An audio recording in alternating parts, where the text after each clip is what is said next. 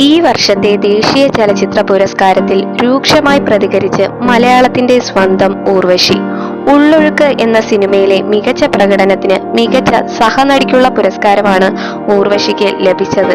ചിത്രത്തിലെ പ്രധാന കഥാപാത്രമായിരുന്നിട്ടും മികച്ച നടിക്ക് പകരം മികച്ച സഹനടിക്കുള്ള പുരസ്കാരമാണ് ഊർവശിക്ക് ലഭിച്ചത്.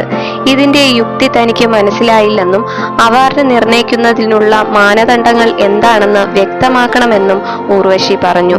വെറുതെ കിട്ടുന്ന പെൻഷൻ കാശല്ല ഇതെന്നും അതുകൊണ്ട് തന്നെ ഇതിനുള്ള ഉത്തരം തനിക്ക് അറിഞ്ഞാൽ കൊള്ളാമെന്നും ഊർവശി ആവശ്യപ്പെട്ടു.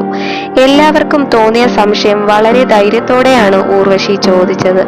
അതിനുള്ള അവകാശവും മലയാളത്തിന്റെ മഹാനടിക്കുണ്ട്. തോന്നിയതുപോലെ നൽകും, നിങ്ങൾ വാങ്ങിച്ചോളണം എന്നത് ശരിയായ കാര്യമല്ല. അർഹിക്കുന്ന പലർക്കും അംഗീകാരം കിട്ടാതെയാകാൻ ഇത് കാരണമാകും. തന്റെ കാര്യത്തിൽ അത് ചോദിച്ച് കൃത്യത വരുത്തിയില്ലെങ്കിൽ തന്റെ പിന്നാലെ വരുന്നവരോടും ഈ സമീപനം തന്നെയായിരിക്കും എന്ന് ഊർവശി പറയുന്നു. റിമ കല്ലിങ്കൽ പറയുകയുണ്ടായി, ഊർവശി ചേച്ചിക്ക് ഇതാണ് അവസ്ഥയെങ്കിൽ ജൂനിയറായ നടിമാരുടെ അവസ്ഥ എന്തായിരിക്കും? വിജയരാഘവന്റെയും ഷാറൂഖ് ഖാന്റെയും അഭിനയത്തിൽ ഏതു തരത്തിൽ ഏറ്റക്കുറച്ചിൽ കണ്ടു എന്നും ജൂറി വ്യക്തമാക്കണം.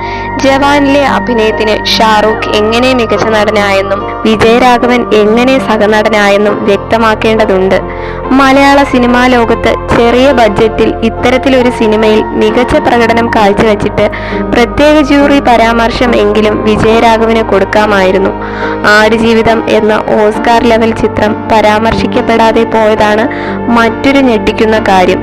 ചോദ്യം ചെയ്യപ്പെടേണ്ടവ ചോദിക്കുക തന്നെ വേണമെന്നും ഇതിനുള്ള ഉത്തരം കേന്ദ്രമന്ത്രി സുരേഷ് ഗോപി തന്നെ കണ്ടെത്തി തരണമെന്നാണ് ഊർവശിയുടെ അഭിപ്രായം. ആരെയും താൻ കുറ്റപ്പെടുത്തുന്നില്ലെന്നും പല ഭാഗത്തു നിന്നുള്ള സമ്മർദ്ദങ്ങളും ജൂറിയുടെ ഭാഗത്തേക്ക് ഉണ്ടായിരുന്നിരിക്കാം. എന്നിരുന്നാലും ഇതിനൊക്കെ ഒരു വ്യക്തത വേണമെന്നാണ് ഊർവശിയുടെ ഉറച്ച നിലപാട്.